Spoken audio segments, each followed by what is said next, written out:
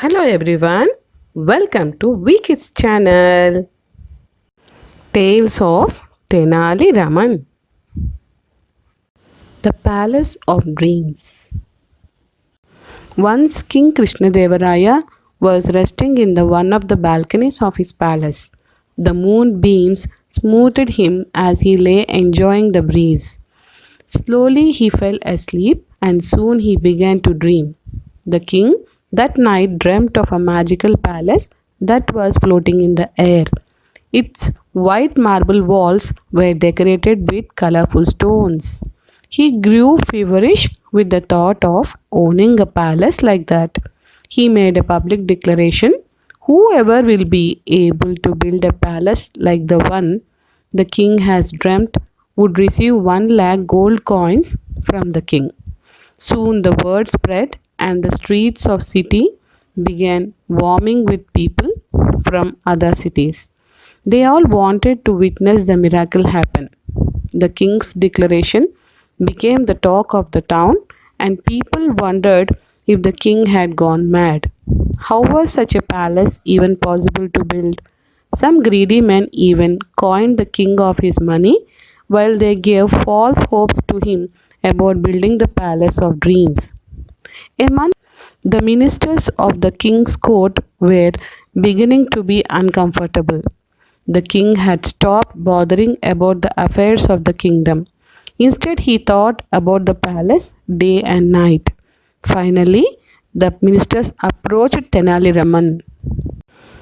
Tenali had a plan. He went to the king and asked for a leave. The king readily granted. Then, after a few days, an old man came running into the king's court and fell at his feet.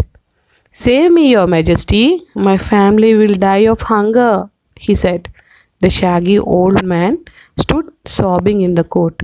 I have been robbed. I have been saving to get my daughter married, but the money is gone now. How will my daughter be married now? How will I feed my family? Everything is gone. Everything. The king was about to call the guards and ask him to find out who had robbed the poor fellow. But the old man said he knew who had robbed him. It is you, your majesty, you have robbed me. The king was perplexed. Me? You fool! I am the king. Why will I rob you? Besides, it has been a month I have been outside this palace. The king bellowed. The old man said, last night I dreamt you came to my house with the royal guards and took my money forcefully. I am a poor man, your majesty. You must consider that at least.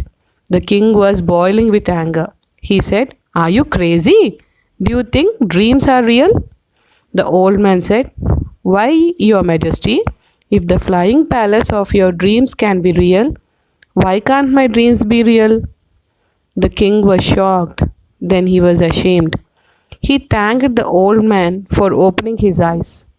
The old man then removed his false beard and wig and bowed to the king. It was Tenali Raman himself. The court was uploading his intelligence. The weird wedding invitation.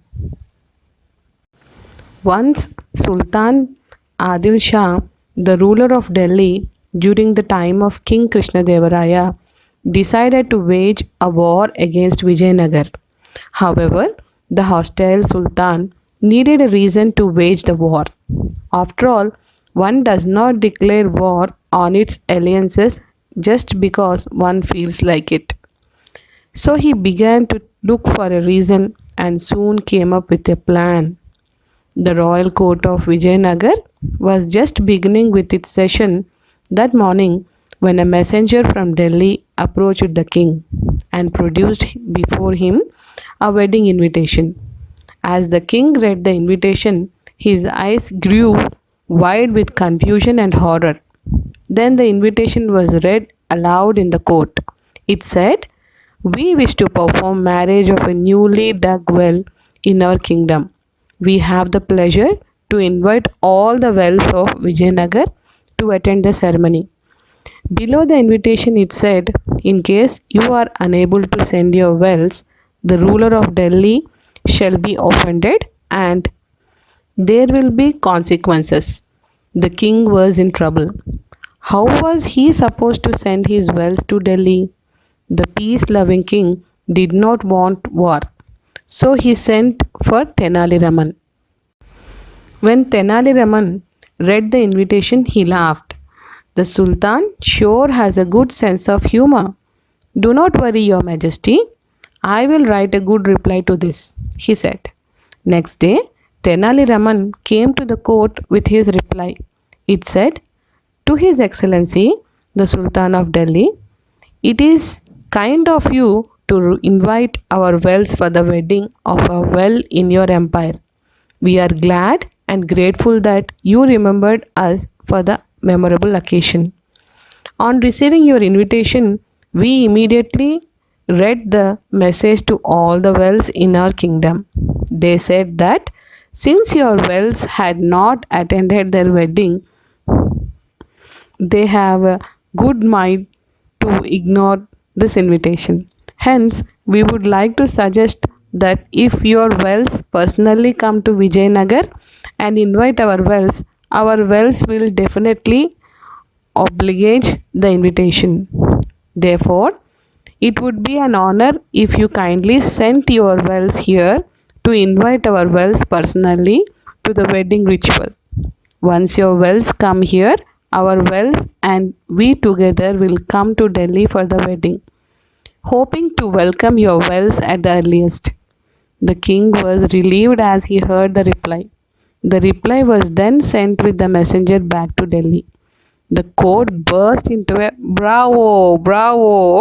When the Sultan received the reply, he understood that he had made a mistake. He decided to never try to trick King Krishnadevaraya again. Who's honest? One day, King Krishnadevaraya asked his court who is more honest, a poor man or a rich man. Rajguru, the royal priest, stood up and bowed. He said, "Your Majesty, it is the rich man who is more honest.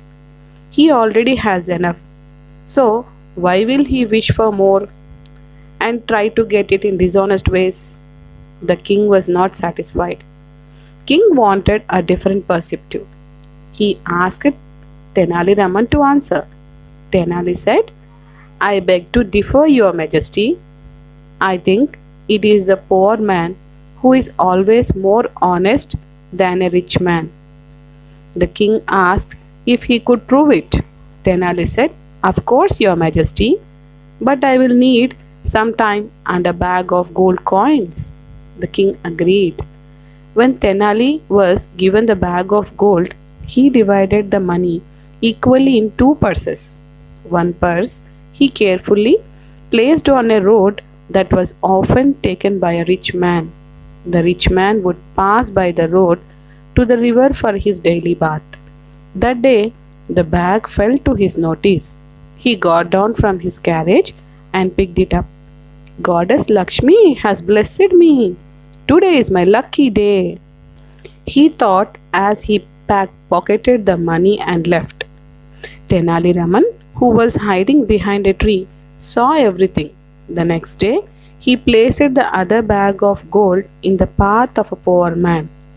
The poor man, who would often take his path to his fields. That day, when he saw the bag, he picked it up and thought, "Some poor man must have lost his life savings. I must do everything to return this to him. I have seen bad days because of poverty. I do not wish the same for this person." He took the money to the royal treasury straight away and submitted it there. Tenali was again hiding behind a tree. He saw everything and was satisfied. Tenali came back to the court and reported everything. The king sent for both the rich man and the poor man. He was very pleased with the poor man and rewarded him. The rich man was punished for his dishonesty and had to pay a hefty fine. As for Tenali Raman, his cleverness was praised by the king and his court once again. The biggest fool. The king of Vijayanagara, Krishnadevaraya, was very fond of horses. One day, an Arabian horse trader approached the king and said, "Your Excellency, I have brought some horses from my country. Would you like to buy them?" The king saw one sturdy horse that the trader owned. The king wanted to know what kind of horses the trader had. The trader said, "Your Majesty, I have 20 horses to sell. They are of the best breed and as sturdy as this one." It was difficult to bring all the 20 horses to Vijayanagar, so I have brought just one as a sample. If you like it, I can sell all the 20 horses to you for 5,000 gold coins. The king was overjoyed.